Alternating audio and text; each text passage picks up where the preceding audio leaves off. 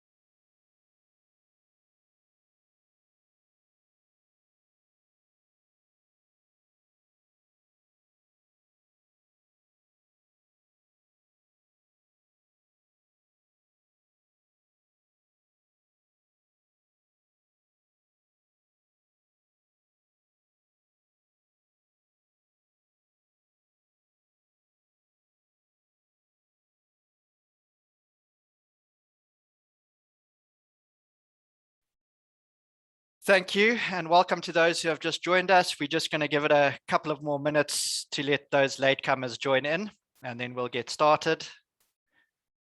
Thanks so much.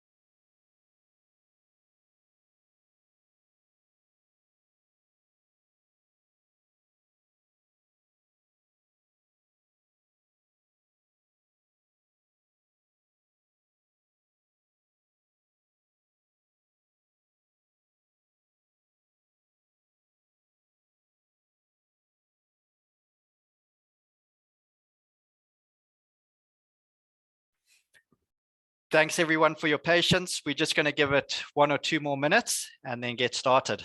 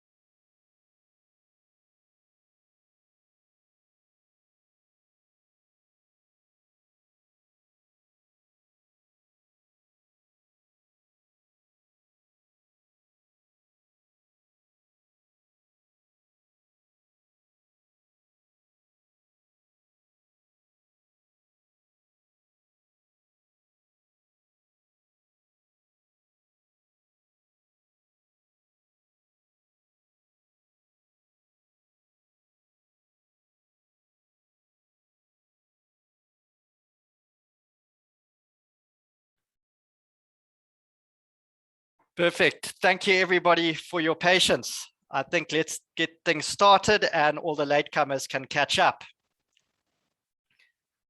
So good afternoon, ladies and gentlemen, and welcome to the second episode of Closing In on the Truth with North Star. We are pleased to have over 100 attendees joining us for this webinar, which include advisors, institutions, private clients, and even some interest from the public. My name is Alex Holmes. I'm the Business Development Manager for the Gauteng region, and I'm your co-host for today. Joining me in facilitation is our Private Client Portfolio Manager, Ludi Cronier, who will be the co-host, and my fellow Business Development Manager down in the Cape, Dominique McLean, who will be handling and moderating all of your questions. This is, of course, our second webinar of the year. For you, the viewer, I'm sure it feels like your 700th webinar of the year. So we are appreciative of your time, especially over your much needed lunch break. So we hope to provide you with something that is both insightful and interesting. There's an old English proverb which states that there's nothing certain but the uncertain. In our theme today, we aim to navigate this uncertainty, which is very apt considering where we are at the moment, both individually and as a collective. Globally, we continue to see the pandemic rage on, and lately we have seen civil unrest on our doorstep. Just before we move on to the agenda, I just want to take care of some housekeeping admin. Firstly, this is a virtual event, so there's no need for me to explain where your own bathroom is. Secondly, uncertainty goes hand in hand with technology. There are bound to be some technical issues along the way. For any technical issues, please get hold of our technicians. Their contact details are on the screen at the moment. Please take them down. We will also post them into the chat for you to refer back to later on in the webinar. So please feel free to get hold of us for any problems you may have. What we are certain about is that many of you will have questions. And to handle these questions, please could you kindly post them directly onto the chat platform to my colleague, Dominique McLean. Now, we will try to get through as many questions as possible. We will also be posing some questions to our presenters, although we are cognizant of the time constraints. So if we don't get through all the questions, we will get back to you personally and respond as soon as possible. Moving on to the agenda. Uncertainty is all around us in abundance right now and is perceived by the brain as a massive threat. This translates into poorer quality of thinking, lack of logic, bad decision making, and I think we can all see this in our personal lives currently, and especially as investment professionals in the investment behavior of our clients. We are joined today by our two expert panelists. Firstly, we have Rory Spannenberg, our CIO at North Star Asset Management. And for all you sports enthusiasts, especially the cricket lovers out there, this man needs no introduction. We have Paddy Upton chatting to us. And our presenters will seek to unbundle this uncertainty and show by drawing on experience and how having the right fundamental frameworks and processes in place, we are best equipped to navigate and thrive through this uncertainty. So without any further ado, let me introduce our first speaker. It gives me great pleasure to introduce Rory Spannenberg. He is, of course, our Chief Investment Officer at North Star. He is the Director of Global Equities and Portfolio Manager of the Global Flexible Fund. Rory joined North Star in 2017 from Signal Hill, where he was the Managing Director and Portfolio Manager. He worked previously at Investec for over 10 years, managing their value and income growth strategies, as well as heading their research sales desk in London. He has also got experience of working in research sales at Barnard Jacob Millet and was the equity portfolio manager on the Sasol pension fund. Now, with an impressive CV like this, you would think there would be no time for any hobbies, but Rory really enjoys swimming long distance in the ocean. As a true Cape Townian, he enjoys trail running out in the mountain. He is actively seeking to bring his handicap down on the golf course to varying degrees of success. He is also an avid reader, and a personal accomplishment for him was being in the top 5% of readers in the world in a Financial Times survey in 2016.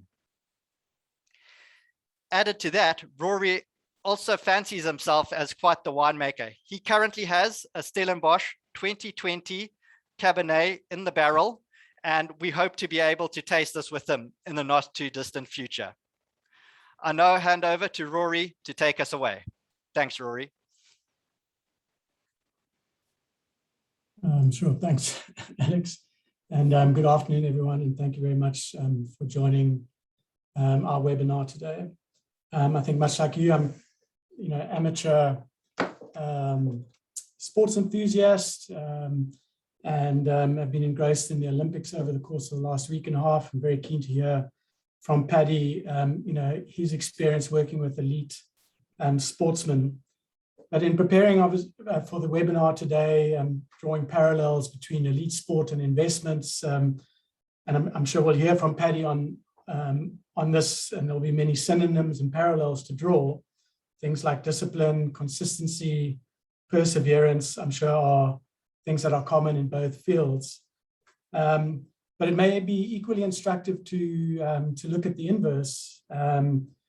Just thinking about it earlier on today, I was struck by the fact that, in elite sport, you would think that one is aiming for the exceptional by definition.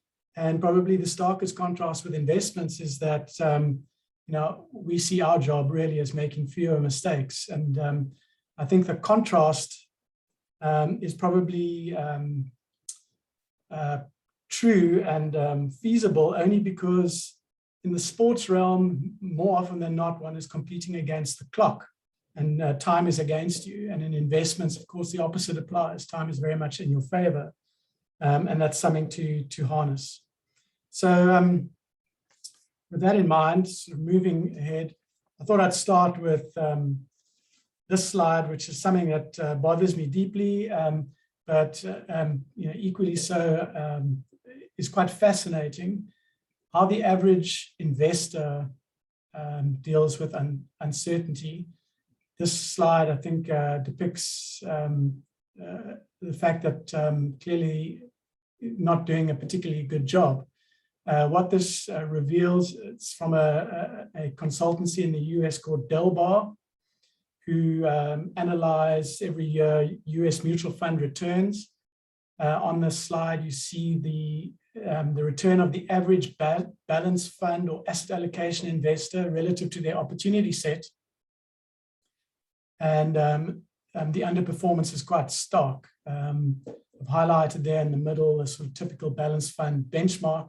And one would think, firstly, that fees would play a large part in the underperformance. That's not the case. In fact, it's the investors' own behavior which explains almost the majority of the underperformance. So clearly, investors themselves are prone to behavioral mistakes that leads to this sort of outcome. And clearly not managing the uncertainty presented or in the environment in which they operate. If we look at the experience of the average professional, doing slightly better, although measured differently here, what I show here is the return of the average large cap equity, global flexible and balanced funds as tracked by Morningstar relative to the MSCI World. And it's quite noticeable that clearly multi-asset or balanced fund funds have the benefit of diversification, which comes through quite strongly. So that is something that struck me.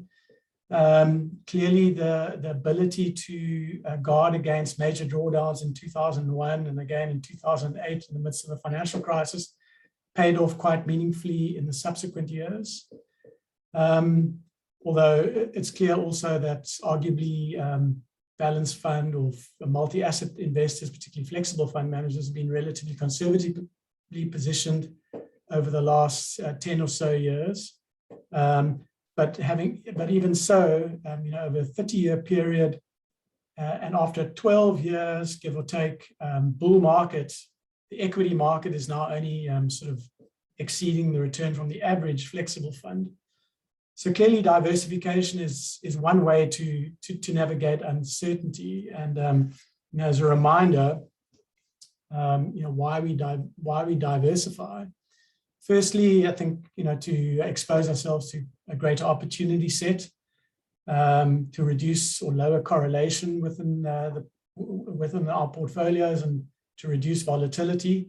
And that allows us the ability to target risk-adjusted returns, which I think are quite important in ensuring that investors remain on board, because volatility very often is the thing that frightens them away. And I think you've seen from the Delbar slide, volatility clearly was instrumental, I think, also in some of that investor behavior.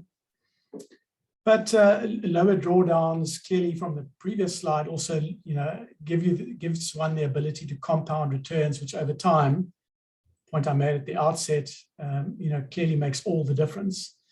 But diversification, in essence, allows us to develop some sort of asymmetric return profile, which within our flexible fund certainly is something that we target, and that means giving up some return for significantly less downside, or any other sort of profile that one chooses as an investor.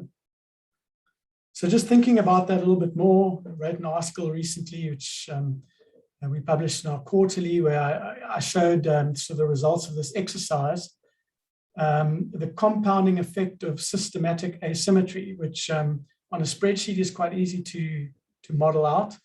In practice is very difficult to achieve.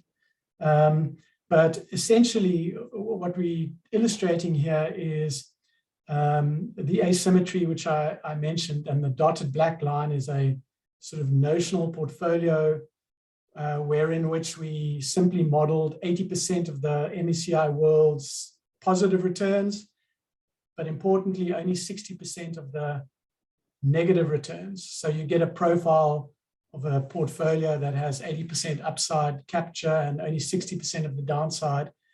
And that asymmetry over time compounds into significant outperformance. And that's exactly what we're looking to achieve within our own flexible fund. So while we don't have a 30-year track record, strategy was launched a little over 5.5 years ago, we have by and large kept pace with the equity markets. The red line here reveals the fund return since inception. For most of its history has matched the equity market return. It's only really over the last sort of 6 to 8 months where those have diverged. But on the right-hand side, I show there the upside capture and downside capture ratios, which roughly speaking resemble the 80-60 asymmetric profile I modeled out in the previous slide. I'm quite comfortable that in the fullness of time and a full market cycle, that if we are able to continue to deliver this sort of profile, that the red and blue lines converge once again. Most likely that the red line catches up to the blue line as equity markets consolidate and roll over, and that the downside protection that we believe our strategy offers really compounds over time to deliver significant outperformance. Certainly that's what we would be looking to achieve. I should say that the turquoise line, which references the right-hand axis, reflects the underlying equity exposure in the fund, and you can see as markets have moved higher, We've continued to reduce exposure directly to equities. And over the last year and a half or so, we've had relatively dynamic exposure to equities as the market has presented more opportunity. In terms of the risk-adjusted return metrics on the right-hand side, Sharpe ratio, Sortino ratio, I think what I'm most I'm conscious of is the returns, like the Sharpe ratio, which accounts for downside volatility, and the Kalmar ratio, which shows excess return relative to maximum drawdown. And those, I think suggest, certainly reveal very strong risk-adjusted performance from this fund relative to peers, which gives me some comfort that we are on the right track in delivering on that asymmetry. So you might ask then, well, what are the sources of asymmetry? And one would think that asymmetry is really a lack of equivalence. And first thing you think of is, and I think most people have this impression that fund managers have access to information that nobody else is privy to. There are sort of deep insights that we glean that others may not arrive at, or that there's some sort of magic formula that we apply. I think in an informational age that we live in today, information is largely democratized, and actually that asymmetry is really a behavioral one. And I think why the example of the average investor in the early slides is so poor, because they are prone to their own sort of behavioral issues. And so as dispassionate professionals, we're trying to ensure adherence to a very disciplined process to ensure that that is not the case. But as it relates specifically to our fund and to our process, I think the first benefit or source of asymmetry is the fact that within the flexible mandate, we don't have to be fully invested, and we have the ability to diversify across asset classes. And that means we can both harness returns and lower correlations. In terms of our approach to investing in equities, we insist only on investing in a small group of competitively advantaged companies. And I think our process that we've built and enhanced upon allows us to integrate both fundamental risk and valuation, and putting those together in a portfolio context has great sort of sources of asymmetry. Another way of dealing with uncertainty is, not to believe in point estimates, that the future is really just one of many potential outcomes, and even some pretty unlikely outcomes. And therefore, the approach that we take is probabilistic, scenario-driven. We build pre-investment case, bull, bear, and base case investment theses. We value companies accordingly, so we'll have a bull, bear, and base case intrinsic value estimate, and then by applying a probability weighting to each of those, I think it informs very much the risk-adjusted expected return. And then we're in a position, I guess, having 100 companies on our global buy list, to benefit from real-time proprietary bottom-up valuations. And that means that we can act very, very quickly to give expression to that buy list within the portfolios. So I'm pretty sure we'll hear a lot of this from Paddy also, but in my estimation, at least, where there might be a lot of commonality with sort of elite sports people is, a very disciplined approach to, or an adherence to process, controlling that process and allowing the outcome sort of to take care of itself. So, wrapped up in all of this is the acknowledgement and the acceptance that the environment we operate in is inherently uncertain, and therefore we plan accordingly. So in terms of sources of asymmetry, and just to elaborate on that, the first one, not having to be fully invested within the flexible mandate clearly has great benefits.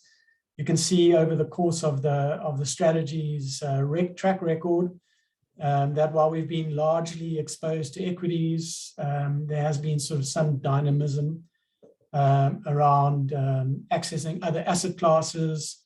For the first year and a half, 2 years of the strategy's existence, we had no exposure to bonds. We introduced them midway through 2018 for the first time as US Treasuries yields went over 3% for the 10-year. And we then sold them out, reintroduced them again.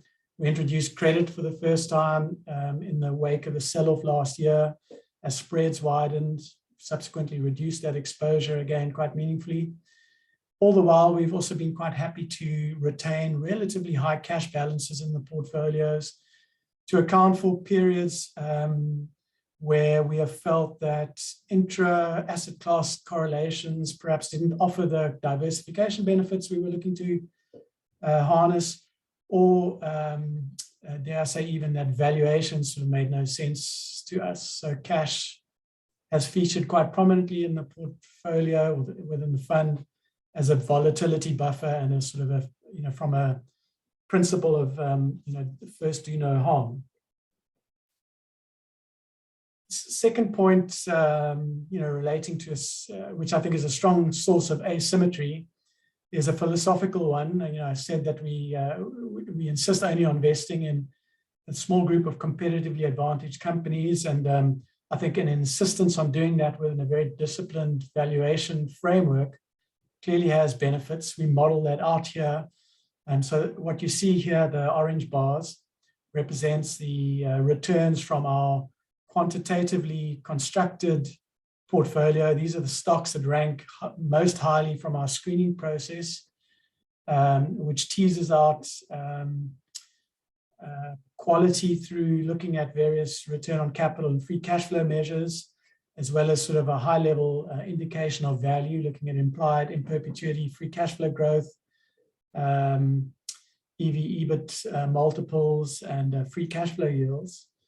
And what is quite striking to me is that for no period longer than three and a bit years, you see no negative returns from our quantitatively derived portfolio. And and there's a wonderful asymmetry exhibited here in that through the North Star Global Quality and Value Model, you see higher highs and higher lows. So more upside and less downside, which is sort of the ultimate asymmetry. It's important, I think, to mention also that a fundamental, forward-looking, active approach to factors such as quality and value clearly stands one in far better stead than looking just passively in a backward-looking sense at quality as represented here by the MSCI Quality Index, the red bars, as well as the market overall. Then, I made the point that, portfolio construction lends another source of asymmetry. What I show here is an illustration of our buy list in real time. This is actually from earlier today, funny enough. The bubbles represent all 100 stocks on the buy list. The size of the bubble, the risk rating, is the rating our investment committee ascribes to each one of those stocks. The larger the bubble, the less risky we think that company is. The smaller the bubble, greater the risk, fundamental risk that is. And on the x-axis, we show the difference between our bull case intrinsic value estimate and the bear case. And that represents valuation or forecast risk in our minds. And on the y-axis, we show the expected returns over the 3-year period. And as the portfolio manager, what I'm looking to do is to consistently skew things in our favor to achieve that asymmetry by dragging the red dot in the middle, which represents actually our current equity portfolio, dragging that red dot and optimizing the buy list to the top left-hand quadrant for a higher return and lower risk. So we can do that in real time, and at every point where we're looking to rebalance the portfolio, we will take account of all these metrics to drive or to drag that red dot closer to the top left-hand quadrant. Another source of asymmetry, and I think a very important one,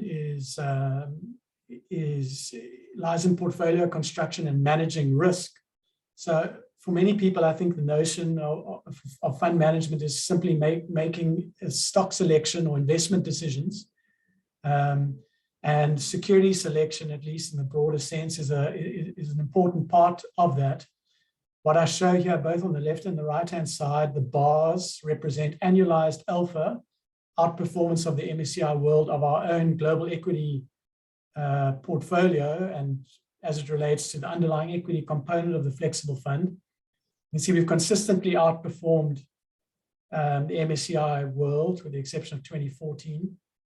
And we've done that firstly through consistently good stock selection. So a hit rate representing the number of holdings in the portfolio outperforming the benchmark, consistently of about 60%, 70% in 2020, 2021, a little disappointing in that respect. But selection is only half the job. And I would argue that it's less than half the job.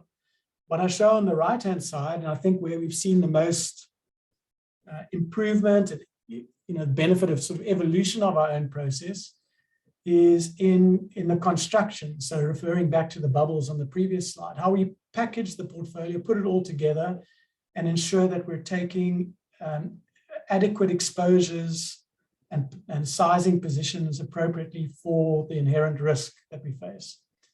So the win-loss ratio is simply the weighted average alpha, or the weighted alpha from the stocks which outperform, divided by the weighted alpha from the stocks that underperform, the negative alpha.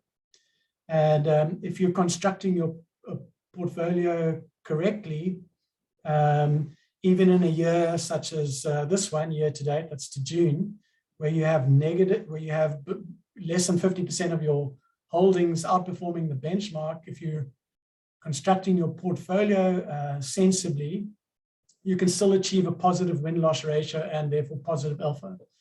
And I'm very encouraged to see that, in an environment where perhaps because of different style drivers within the market and strong performance from cyclicals and perhaps areas of the market where we have traditionally been underinvested, that we've nevertheless still been able to achieve our performance, and that is quite encouraging. So I think stock selection, but more importantly, portfolio construction lends fantastic asymmetry. I think because of that, the evolution in the process and perhaps better risk management, understanding portfolio construction better, we've been able to improve on the performance of the equity component of the fund and our global equity mandates in all market conditions. So what I show here is the red bars, the solid and the sort of outlined ones, represent North Star's own equity returns since 2013, beginning of 2013, and since 2017, when we had the opportunity to broaden our buy list quite meaningfully, versus the MSCI.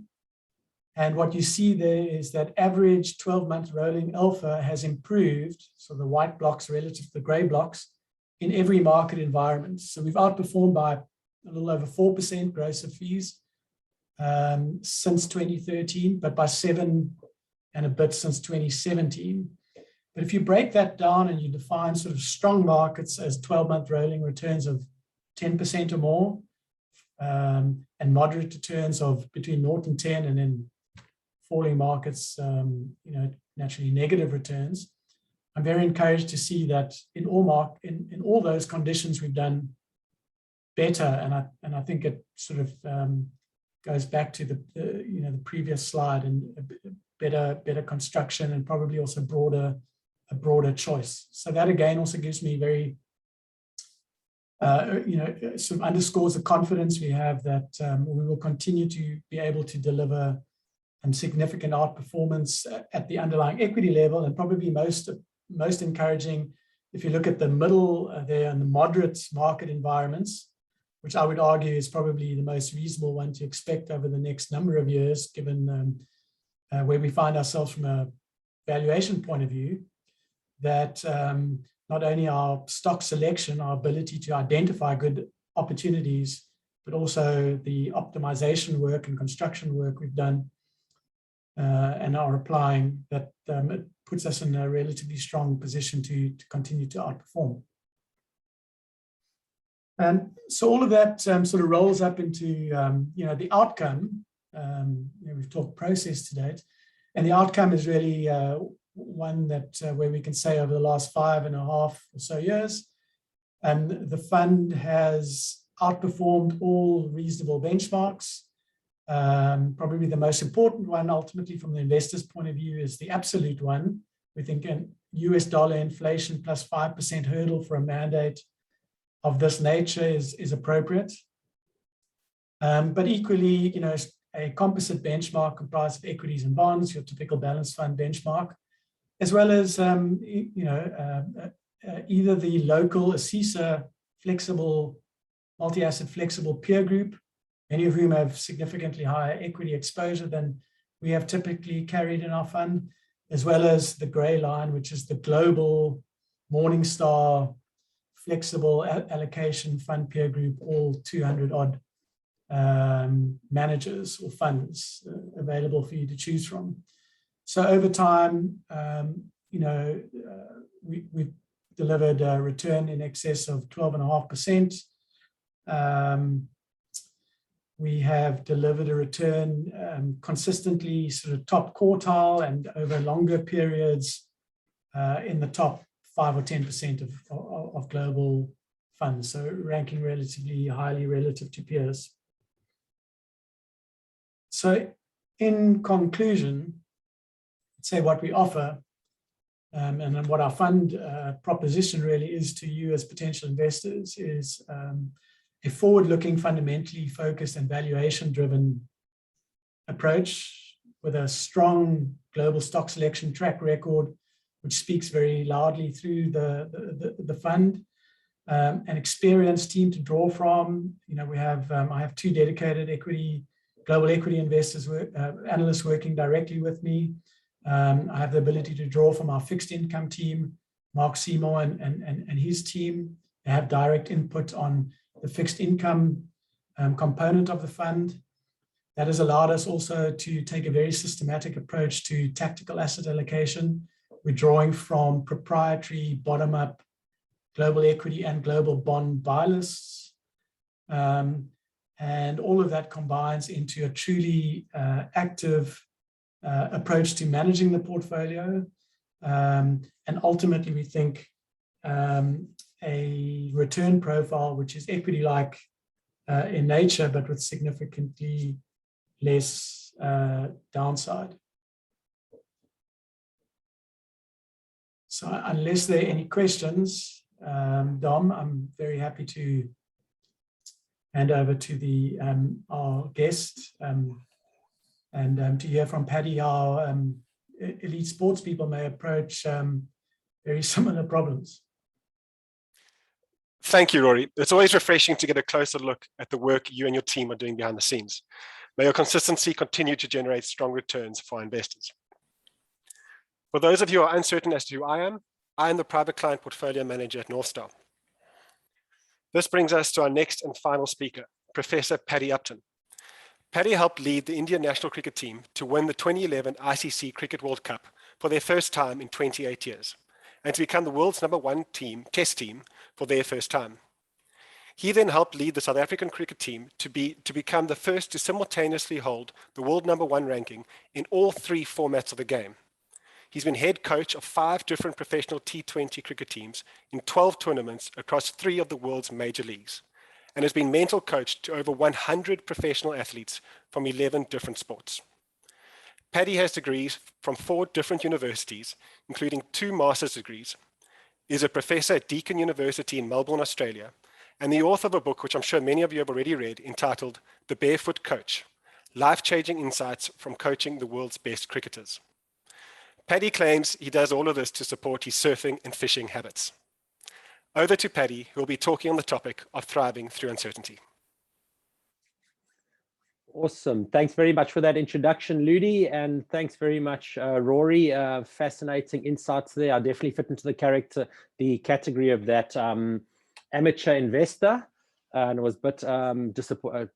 A bit of a wake-up call to look at those stats of how poorly average investors are doing over these times. So I'm going to jump in and share my screen. And hopefully we can see that. I want to chat today, I'm going to share a couple of sports stories around thriving through uncertainty. I picked the stories to illustrate a couple of messages. Obviously, there's a lot more than just the messages I'm sharing, hopefully, in these stories, and hopefully some interest value as well. And I'm fully aware 18 months into this pandemic and lockdowns and stuff we're going through, that many of us have had this type of experience, staring at our computer screen with sort of overwhelmed with digital fatigue. So hopefully I aim to not contribute in the next sort of 30 or 45 minutes to any more of this. And so I said, I'm going to pick 3 very simple points. I invite you to translate whatever relevance for you and translate this back into your context. And the first point I want to discuss is trusting good process. And there's 2 very specific, sorry, I'm not sure why my presentation is doing that. I'm just going to quickly, okay, no, I'll just sort that out. So in trusting good process, there's 2 words there. 1 is trust and 2 is good process. And in terms of good process, it's very simple. If you want to be successful in any field and you're the front of the curve, you need to have very good processes. That's not it's a non-negotiable. And by good process, certainly in cricket, which I'm going to talk mostly to, it means understanding what the best in the world are doing and make sure that you considered all of those, number 1. Number 2, that needs to be adapted and changed back into your context and made very specific for you, your team, your clients, etc. And number 3, with that good process, it constantly needs to be refined and we need to keep questioning it. Just having a good process in these days for more than a short period of time sometimes is not enough. We need to constantly make sure that we're right at the front of the performance curve. But having a good process is not really that relevant if we don't trust it, and particularly when times get tough, if that goes out the window and we start deviating from it. And the story I'm going to use to illustrate that is during the 2011 World Cup, where Gary Kirst and myself were coaching the Indian team. At the time, no team had ever won a World Cup at home, and the thinking behind it was that the pressure of a home World Cup was just too much for the host nation. And anyone who vaguely understands cricket in India, without a doubt, that's the country that puts the most amount of pressure on their players than any other country in the world. And if India made it to the final, they would have been playing at the Wankhede Stadium in Mumbai, which is the loudest stadium in the world cricket by a country mile. It would have been Sachin Tendulkar's 5th and final World Cup. It would be a final in front of his home ground. There could be no more pressure in the world that had ever been or existed in the world of cricket at the time than India playing a final in Mumbai in 2011. So we knew we had to prepare the players, should we get there, for the highest amount of pressure that they had ever experienced. So we found ourselves in the quarterfinal of that tournament in 2011 facing the Australian team, which was a little bit unfortunate in a way at the time for the game of cricket, because India and Australia were possibly 2 of the strongest teams at the World Cup then, and we expected, all things being equal, for India to meet Australia in the final, but we met in the quarterfinal, and we knew, both teams knew, whoever won this encounter had a better chance than not of going the distance in that tournament. So it was a big one for all of us. We're playing at Nagpur, and the day before the game, Gary Kirstner's head coach and myself had a conversation, as we always did before a game and in preparation for the meeting the night before the game. And the conversation went something like this. So Gary said, is there anything we can discuss about this Australian team that we haven't already discussed within the team environment? The reality is we played them about 11 times in the previous 10 months. And the answer was no. We have discussed everything about every player we're going to play against tomorrow in previous encounters. The second question was, is there anything we can discuss with the team about this particular venue that we haven't discussed or brought into the conversation? We played at Nagpur 3 times in that season already, so we already knew all the stats about the ground, how it played, batting first and second, daytime and nighttime, how the pitch unfolded, the size of the boundaries, etc. There was nothing new we could bring to the team. And the other question was, well, is there anything we need to discuss? This is now, we got to the qualifier stage. We got through the round robin, and we had a policy there that we, with the team, and we had built for 3 years to this World Cup, that we're going to approach every game with exactly the same process, which was focusing on playing great cricket, being informed of playing great cricket with no focus on the outcome whatsoever. And we'd long before planned by the fact that we were not going to approach any quarterfinal, semi-final, or final any differently to another game. We wanted it to be another game of cricket. So there was nothing we could really bring that would be new to this team meeting the night before the quarterfinal in the World Cup 2011. So we couldn't not have a meeting. So when the team arrived in the meeting, and I wrote on a whiteboard in front of the room, I just wrote one question: what's really important for tomorrow? When the whole team was seated, there's only 15 players in the World Cup squad, and all the support staff were in there. Gary got up front of the room and he said, guys, there's only one question we're going to discuss today. What's really important for tomorrow? But before we discuss it, I'm going to ask the entire support staff to please leave the room, including Gary himself. And he said, it's up to you players, the 15 of you, to discuss this question. When you have finished discussing the question, the meeting's over and you're free to leave. And please, players, you do not need to tell any of the coaching staff, including myself, what you spoke about. And coaches, please don't ask the players what they're going to speak about. It's their conversation. And the support staff left the room. And Gary, myself, and Eric Simons, a fellow South African who was the bowling coach at the time, we went down the corridor, grabbed ourselves a cappuccino, and we sort of started having this discussion. One, like questioning, is it smart the day before the biggest game this team's ever played in their careers, a World Cup quarterfinal, that we don't give any input whatsoever as coaches and we leave it totally up to the players? Number one, but we believed in that. We knew we had the processes in place that had set the players up to be able to take full control. Number one. And number two, we said, well, I wonder how long this is going to take. 15, 20 minutes. And we sort of had a wager. It was a full 45 minutes before, 55 minutes before the doors opened and the players came out of that meeting room. And I still get goosebumps now when I think about watching those players walking towards us, how tall they walked. And there was just something about them that said, we have got this. We know what we need to do tomorrow. We went out the next day against Australia and we beat them comprehensively. This is a photograph of Yuvraj Singh had just cut Brett Lee for a 4, and we beat them in about 36 of the 50 overs. Really comprehensive victory. To this day, 10 years later, in fact, I spoke to Gary Kirsten quite recently. No surprise, the two of us are speaking after some of the allegations that are going on in a certain hearing in South African cricket. And I actually said to Gary, did you ever know what the players discussed in that meeting? And his answer was no. To this day, he does not know. And he asked me, and I also don't know. But I tell the story to illustrate the fact that one of the points was we had built such a solid process and put such a clear process in place, how we're going to go about each game. Part of that was really trusting the players and including the players in every decision we made, that we know we could trust them to go into a meeting and have their own meeting and not report anything in the lead up to what was the biggest game of their lives at the time. And if I just to fast forward, about a week later, we ended up finding ourselves at this very stadium, and this was where the photograph was taken. We found ourselves at the Wankhede Stadium in Mumbai, playing the World Cup final in Mumbai in Sachin Tendulkar's 5th and final World Cup, and his last game playing one-day cricket for India. And I remember as we were building, we'd sort of started planning a year out specifically for this very night.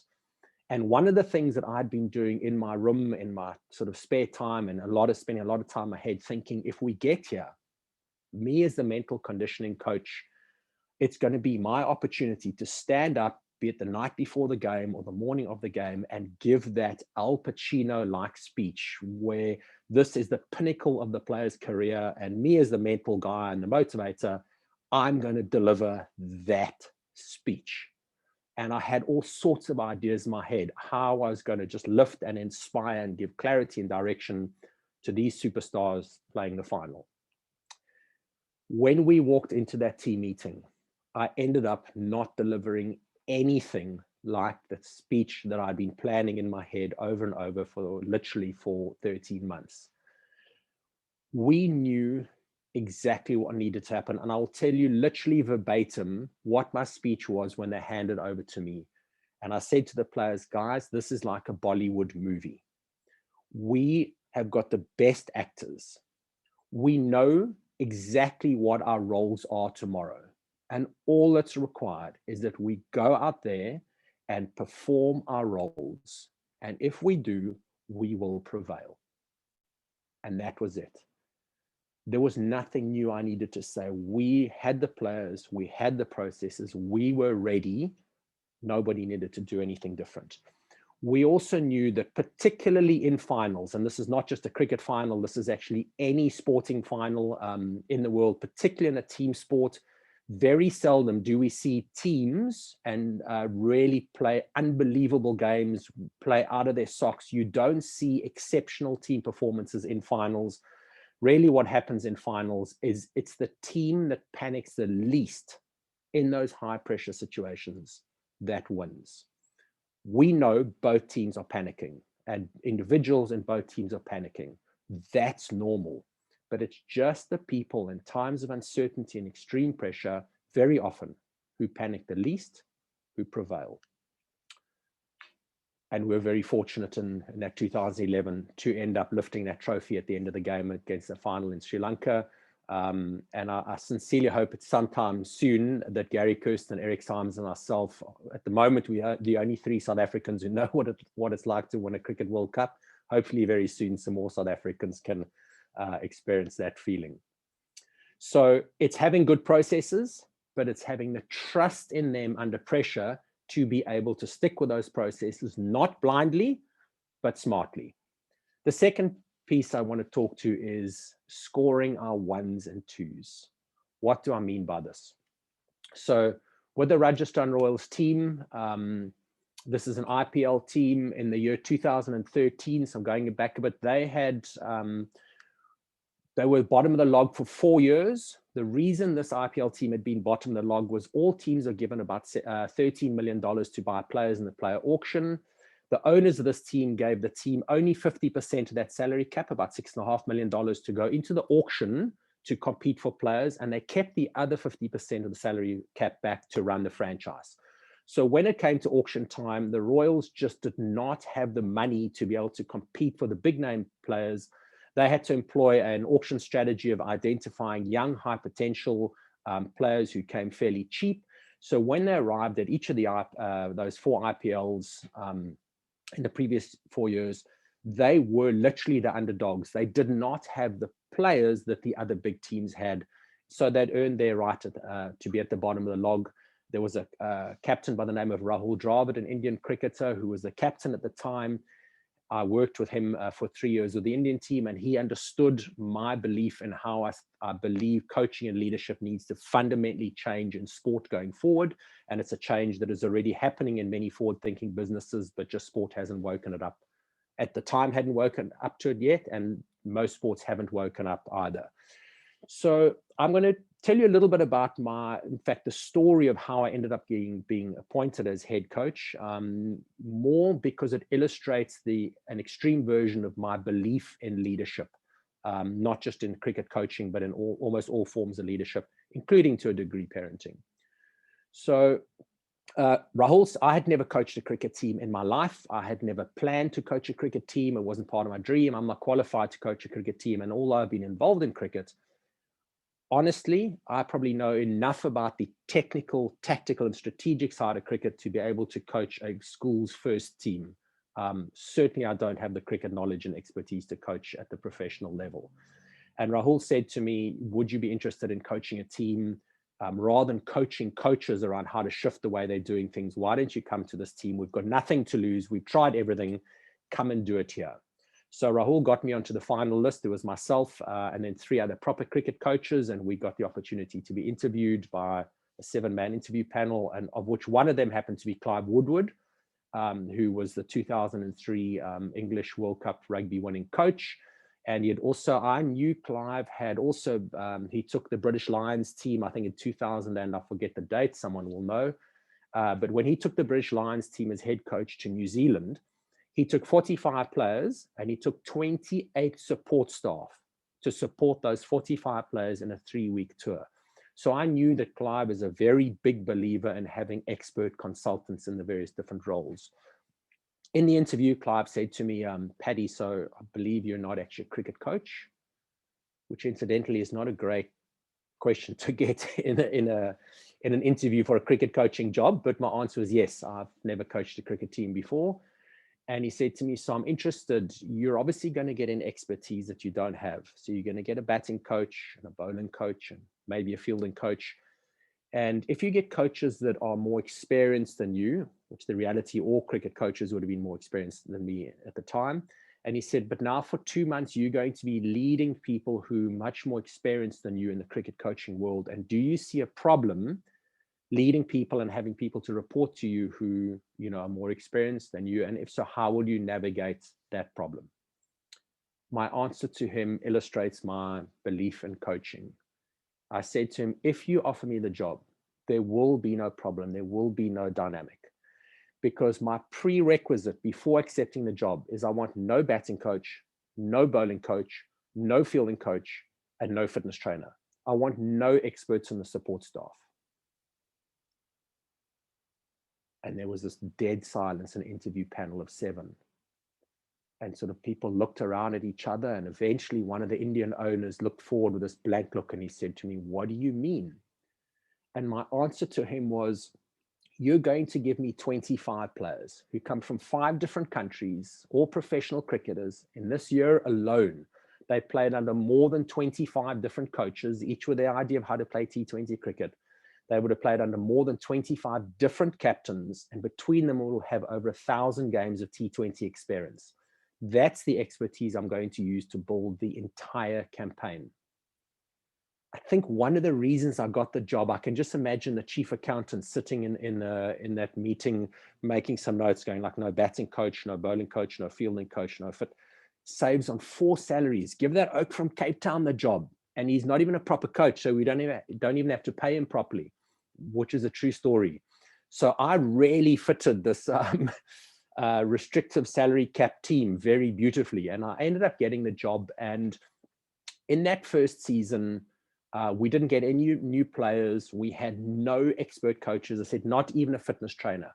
I wanted players to take full responsibility of making the decisions collectively, because I believe the intelligence in sport needs to sit on the field, not on the sideline, where when something goes wrong, you rely on even a very highly paid water boy to run on the field to tell people what to do. I believe the more intelligence that sits on the field, the quicker you can make those key decisions in the critical moments of the game. And very often that translates to whoever makes the best decision the quickest is able to capitalize on those key moments when the game is in the balance. When I joined the team, a couple of weeks later, we sat down, and as we do, we had a very in-depth analysis, and we've got amazing big data and video to be able to analyze, not dissimilar to some of the stuff that Rory gave you, but in cricket, we've got an amazing amount of data on individuals, on players, on all different ways of looking at cricket statistics. And we pulled this thing apart to try and figure out where might the competitive advantage lie for us. Very simply, what the stats said then, it still says so today. The team that wins T20 cricket matches generally is the team that hit the most 4s and 6s. So I looked at our top 7 batsmen and I compared them to the top 7 batsmen of the other 7 IPL, Indian Premier League franchise teams. And we came out 8th out of 8th in terms of our ability to hit 4s and 6s. So we clearly did not have the batting power to be competitive. In order to stop people hitting 4s and 6s, you need to get their 4 and 6 hitting batsmen out. So I looked at our top 7 bowlers and compared them to the top 7 bowlers of the other teams in terms of the ability to get the top 7 batsmen out. And we came out at the end of that, our numbers crunched, we were the 7th best out of 8 teams in terms of being able to get wickets.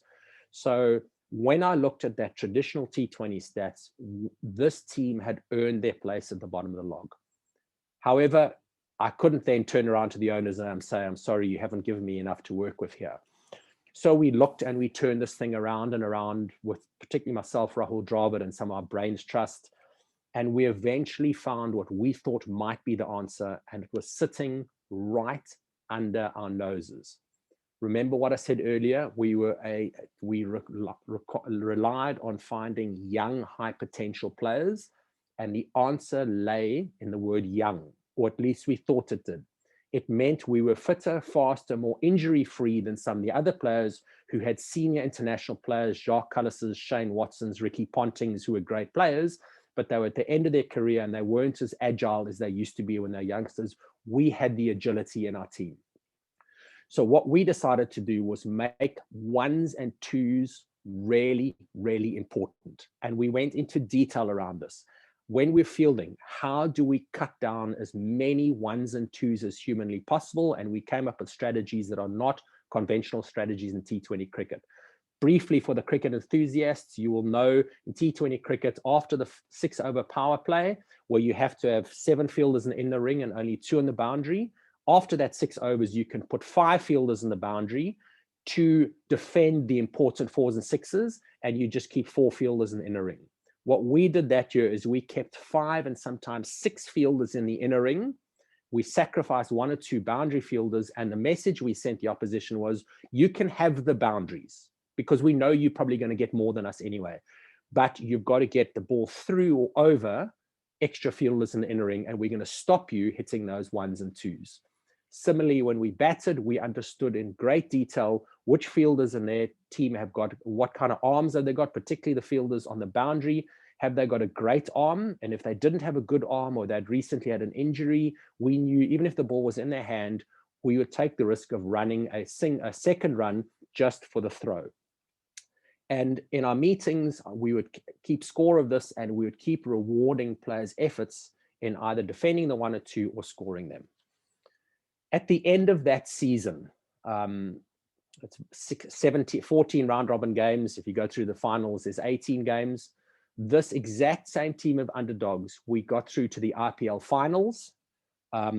Like happens in, or it used to, it doesn't happen anymore, but the Champions League cricket used to happen then. It's the same as the Champions League soccer, where the top teams, a T20 team in each of the countries, come together to play a Champions League. We ended up going unbeaten until the Champions League final with that exact same team of underdogs. And still to this day, we hold the record for the highest home run winning streak. In that season, we won 13 out of 13 home games. And we beat all of the teams that had much bigger, much more experienced players than ourselves.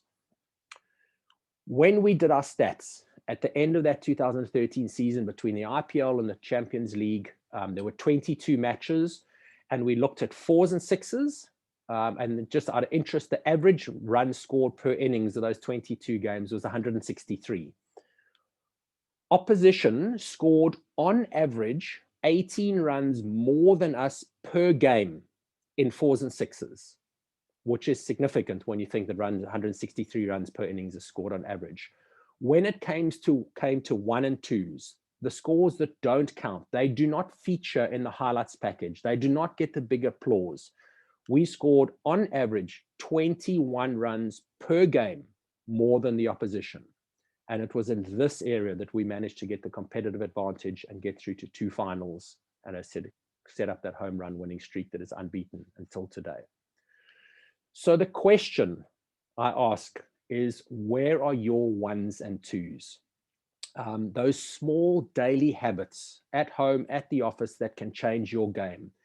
An environment where many of us are lured into, like T20 cricketers, of chasing the big deal, chasing the big clients, chasing that thing that's going to really get us across the line and that is going to get us the applause or whatever it might be, and the public victories.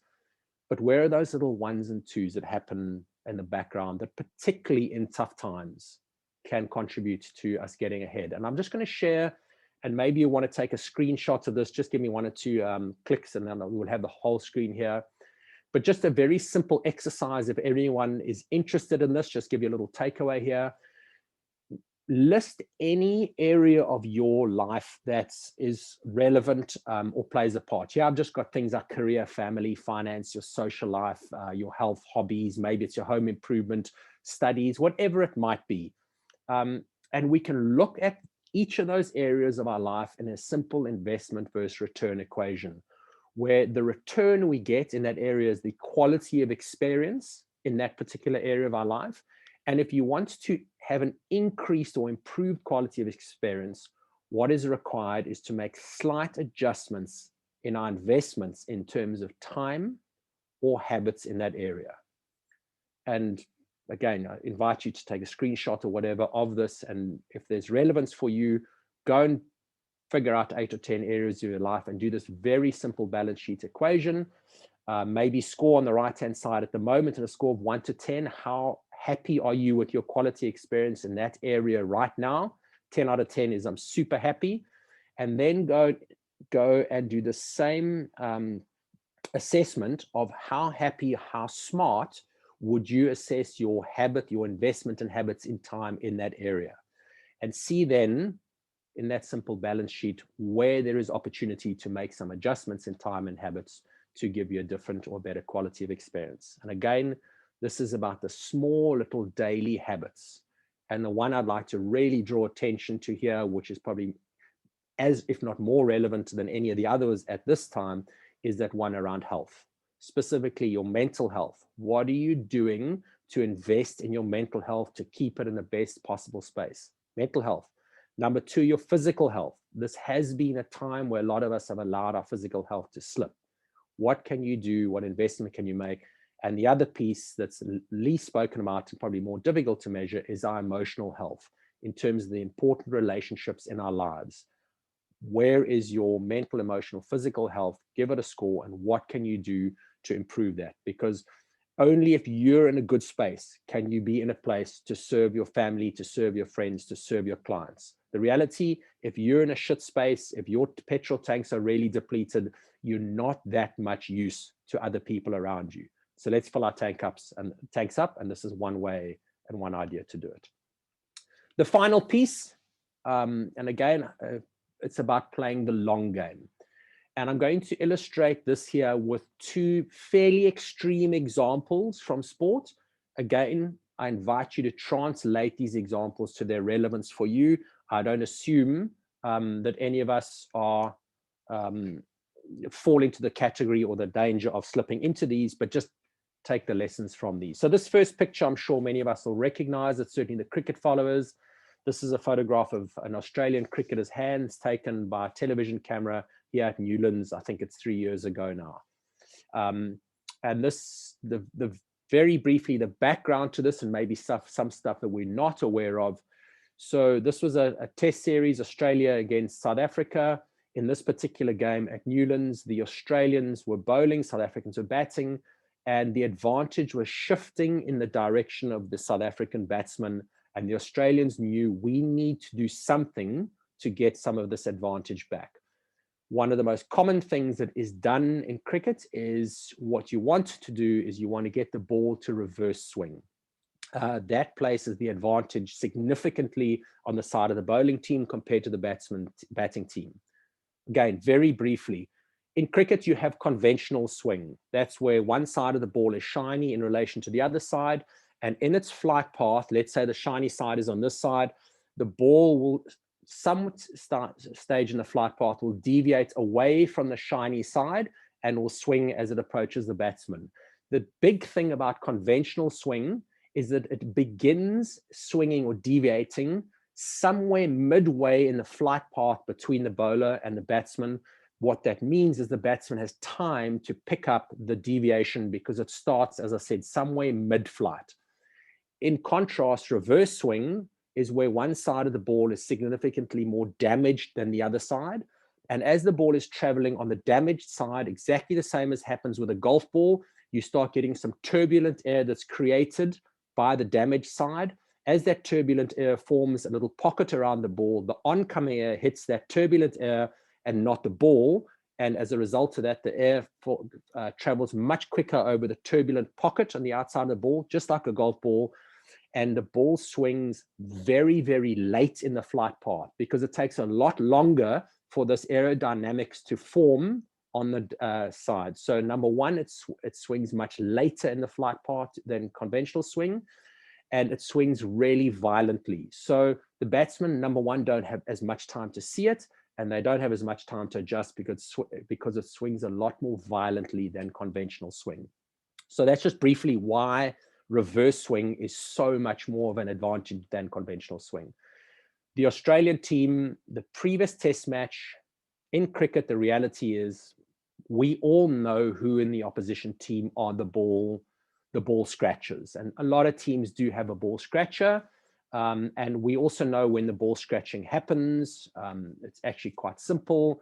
As you'll notice in cricket, and again, I'm giving a little bit of insight here. Hopefully there's some relevance, so we've got some cricket people here. But what to look out for is during the normal course of the game, when the ball goes through to the wicket keeper, they'll catch it, throw to one of the slips, or throw to maybe another fielder who'll throw to a cover fielder who'll throw to mid-off, and it'll get back to the bowler.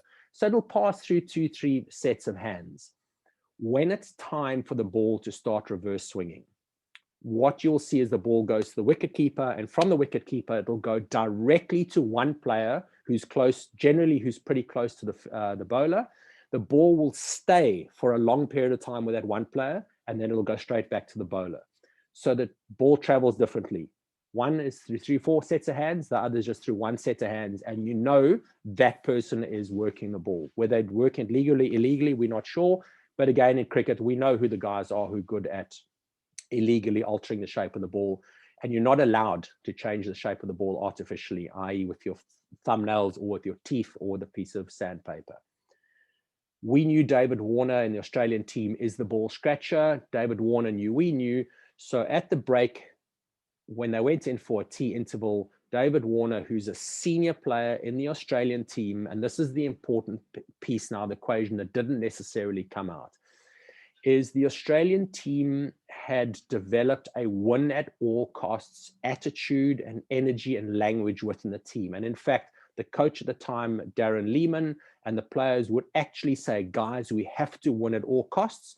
Cricket Australia, in fact, paid the Australian cricket team a lot more money to win matches than to draw test matches. One of the only teams that had such a big difference between drawing and winning, which even the employers encouraged players to do whatever you can to win because we prize that very highly. So certain behaviors, and Michael Clark, the previous captain, was one of those players who really brought in these more unethical ways about winning at all costs, which includes, for example, verbal abuse and sledging. And that's a story for another day. So the win at all costs language and approach was in this team. David Warner went up to Cameron Bancroft.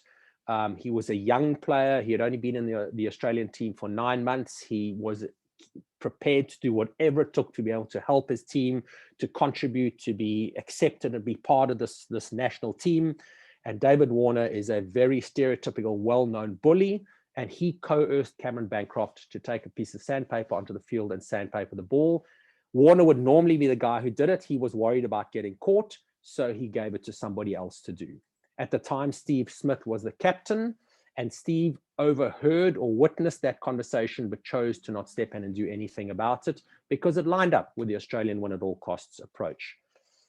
The rest was history. He got caught on camera.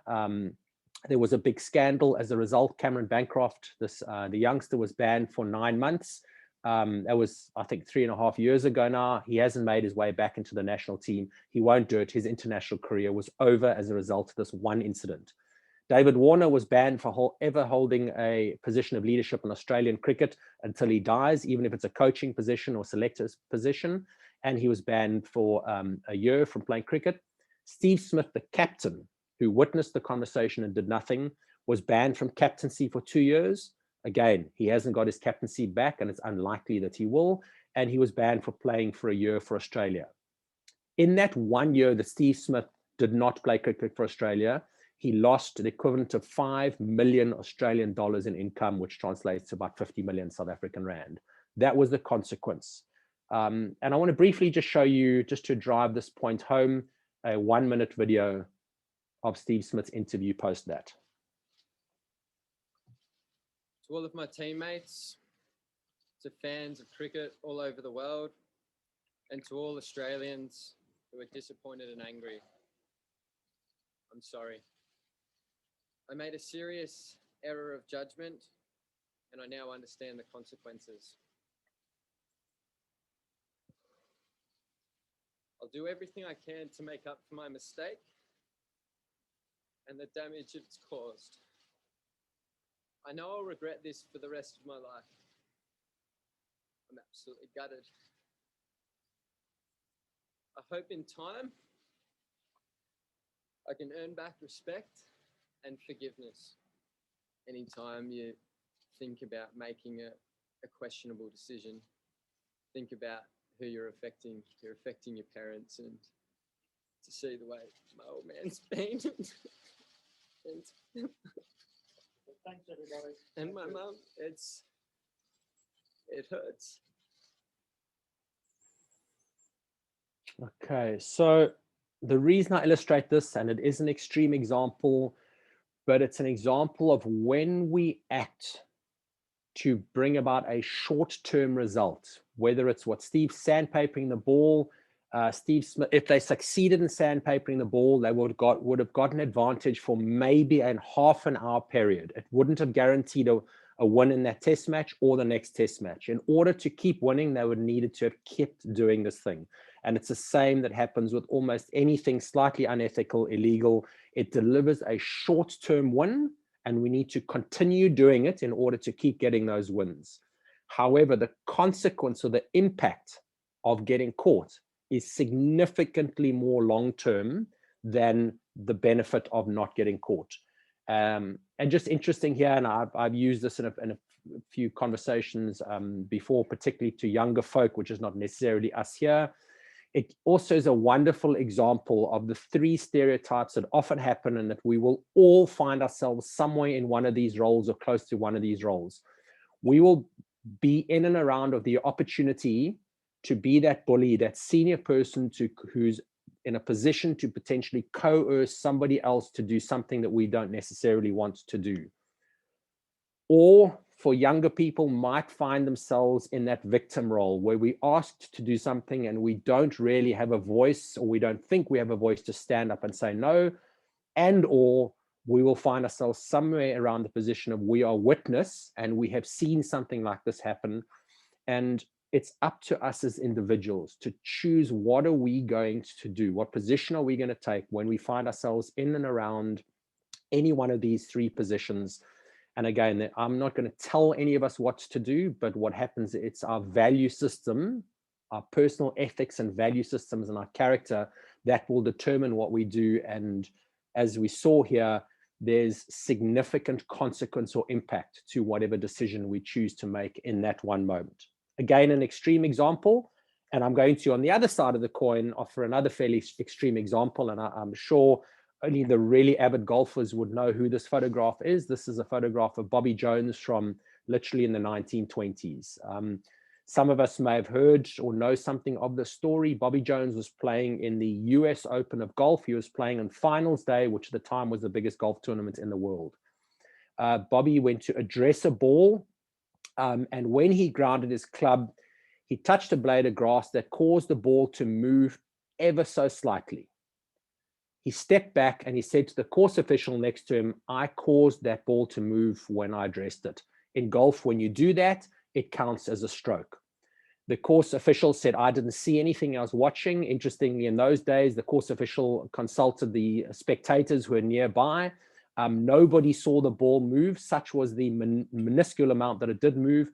They went and they spoke to, there was a delay in play. They spoke to the officials, and the official ruling came back to Bobby Jones, and they said, as far as we're concerned, the ball did not move. Nobody witnessed it moving.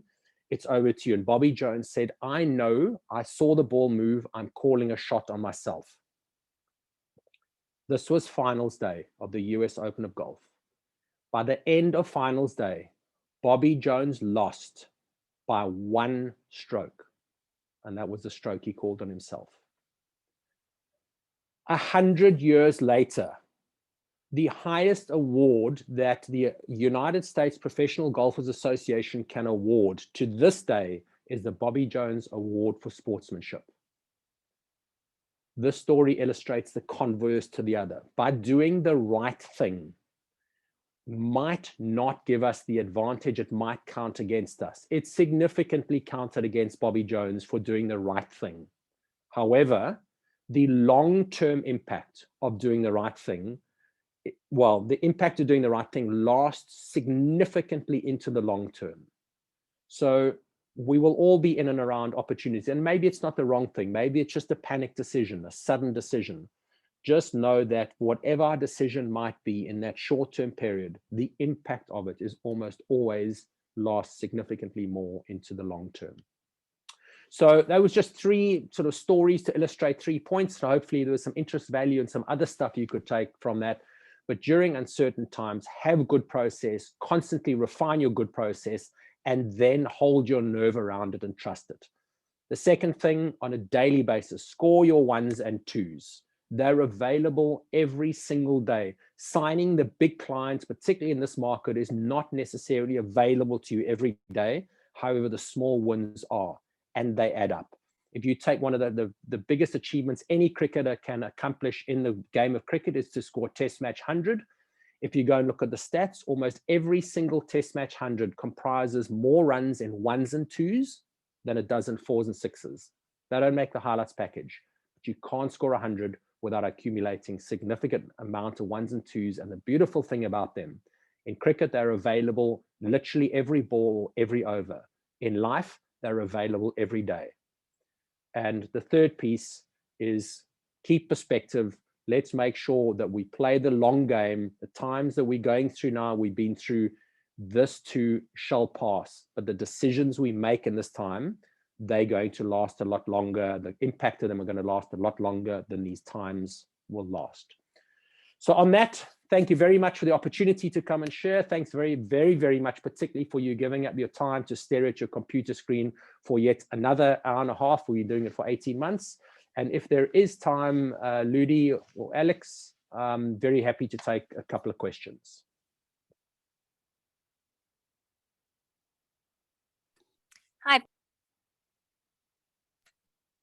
Hi, Paddy. We seem to have one question. Yep. It's from David, and he wants to know how SA Cricket can get out of their current, I think he means situation, and the likelihood of that happening. Yeah, so I mean, it's obviously that's a very complex. The answer is very complex. It's pretty controversial. What we do know at the moment is there is a very good executive search company who's been mandated to go and fill the role of the vacant role of CEO. The mandate has been to go and find someone who's got very strong business track record, business credibility, not an ex-cricketer with a big name to put them in the main seat. So I think if they succeed and we get a smart business-minded person, that's going to cut through a lot of the crap and the noise that's happening now and allow it to spill out and contaminate the system. They also are we're going to get a new CFO and a new COO, which will hopefully will give us direction, and it'll create less opportunity for unnecessary noise to be contaminating the system. Yes, we need to go through some processes in here, ex-players, but at the same time, a lot of what we're hearing in the media from the ex-players, it really lacks context, and hopefully in time, if it even gets there, we will get some more context and balanced views of what's actually happened in the past, so we can sift through what is a genuine error or mistake that's happened, how do we resolve it, versus, as I said, for example, in every cricket team that's ever selected anywhere in the world, including a club or a school third team, there's always 1 or 2 players who feel nose out of joint. They feel they should have been selected, but the selectors chose another 11 players for whatever reason. And, you know, somebody can say, they can use whatever reason, and the ego wants to justify why I wasn't picked by blaming someone or making someone else wrong. You know, someone who has good awareness would say, well, I wasn't picked, and obviously there was a reason why other guys were picked, but the ego does want to justify and blame somebody else. So there's there's a mess at the moment, and it's really noise. And I think what's important is not to add to the noise, but, you know, hopefully to have some strong leadership that will sift through that, pick up the pieces that really are important, and identify what really is, you know, unnecessary noise that's being created in the system at the moment. And cricket's had that for a long time, and I think we all look forward to strong leadership. That's the single biggest problem in South African cricket. You know, forget the results in the field, forget the hearings that are happening. All this noise and this distraction is happening in the vacuum of very strong leadership. And if and when we get that, a lot of that will just become irrelevant and we will be silenced. Perfect. Thank you, Paddy. We have 3 minutes left. So we have one last question for you, and it's from Victor. And he asks, hi, Paddy, how would you encourage this long-term thinking consistency, especially in a short-term oriented world? And how do you build habits? So it's really having the balance. It's a really good question. And I would always like to look at things at a continuum. On one side of the continuum is the constant reactive, knee-jerk, short-term thinking and changing ideas and our plans and our emotions and our strategies with every new little thing that happens in the short term. That doesn't work. On the other side, you have the exclusive long-term thinking where someone says, well, I have my plans, I have my strategy, and I'm just going to hold the ship. I've got the ship and set it on a certain course, and I'm just going to hold that course. And if storms come from different angles, I'm going to just try and keep holding that course. That also does not work. So it's really about finding the happy balance between having long-term thinking, set your course on things that we're able to set our course on long-term thinking. So for example, something like character, something like ethics, that we can set very clear course on that for the long term and make sure we don't waver from that. Aspects of strategy, we need to have some long-term thinking. Where do we ideally want to be, or what is the ballpark, or what is the scenario planning for 5 to 10 years, and set a course in that direction. And then once we've got that, then we can respond and be able to have a framework which we can compare and decide in the short-term thinking, do we need to change? Do we need to adjust? Do we need to change tack or change course? And there isn't an answer other than to have a healthy balance of both. And the problems really only kick in is where someone is too rigid in their long-term thinking or too flexible and like a football just going from one side to another in terms of the short-term thinking. It's different to all of us. And it's just to ask, you know, what is your tendency? Do you tend to make mistakes by being overreactive in the short term? Or do you tend to make mistakes by not being reactive enough and quick enough to respond? And you need to know yourself, what is your default that moves you out of your sweet spot, that gives you the best chance of success over time. And success over time means making every 10 decisions you make. Depends on your industry and the context, but success is making 6 right decisions out of 10 and getting 4 wrong. It's not making 1 decision every 10 years and getting that 1 right. Perfect. Thank you, Paddy. And now, thanks everybody. Now handing over to my colleague, Alex. Thanks, Paddy. That was an incredibly insightful presentation, delving deeper into the inner workings of a cricket team. And I think as a cricket lover, I've always struggled to give an explanation of reverse swing. So I think you absolutely nailed it. You know, I really do think from your talk that we have seen the parallels between navigating sport and the investment and navigating the investment universe and the uncertainty within both universes. You know, as you said, it comes down to trusting the process. I think the 1s or 2s, doing the basics correct every day. And last but not least, doing it with integrity. And that is something we at North Star really do believe in. So thanks so much, Paddy, and thank you everybody for joining us. This brings us to the conclusion of our presentation today. I think for me, the takeaway is that uncertainty is here to stay. But what is key is how we manage this. In the investment space, I think it is important now more than ever that fund managers are able to navigate this uncertainty through managing the volatility. And with that effect, having lower drawdowns, which lead to performance over a full market cycle, and thereby ensuring that investors remain invested. I do believe that the North Star Global Flexible Fund does tick all these boxes. On behalf of North Star, thank you again for joining us. We hope to do this again quite soon in person and in the not too distant future. Have a prosperous rest of your week, and I'm sure you will all enjoy your much deserved long weekend. Thank you, everyone, and stay safe.